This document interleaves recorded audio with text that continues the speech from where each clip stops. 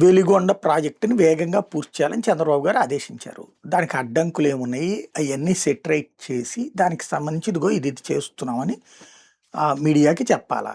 అలా కాకుండా 2 రోజుల పాటు సొరంగంలోనే పడుకున్నారు, అక్కడే కూర్చొని ఇంజనీర్లకు సలహాలు ఇచ్చారు. ఏమిస్తారు సలహా నాకు అర్థం కాలే నిమ్మల రామానాయుడు. ఎందుకు ఈ అతి ప్రచారం? ఇదివరకు నీకు 15 నీకు 15 నీకు 15 అని చెప్పింది ఇప్పటికీ ట్రోల్ అవుతుంటుంది. ఇప్పుడు సొరంగంలోకి నిచ్చినేసుకుని వెళ్ళారు, గుడ్. ఎవరైనా వెళ్తారు, మంత్రి నాకు వెళ్ళాలా, చూపించాలి, ఫోటోలు దిగాల, వీడియో తీయాలి, అక్కడ మాట్లాడచ్చు, అక్కడ ఆయన ఇంటర్వ్యూలు చేయడం తప్పలేదు.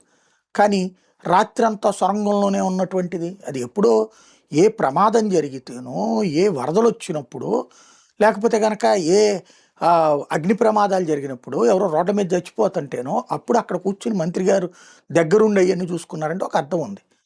వెలుగొండ ప్రాజెక్టు టైంకి పూర్తి అయిపోద్ది, కాకపోతే అక్కడ సొరంగంలో ఏంది రాత్రంతా ప్రాజెక్టు 2వ సొరంగంలోనూ మంత్రి నిమ్మల ఏం చేస్తారు సొరంగంలో కూర్చుని, ఎవరి కోసం?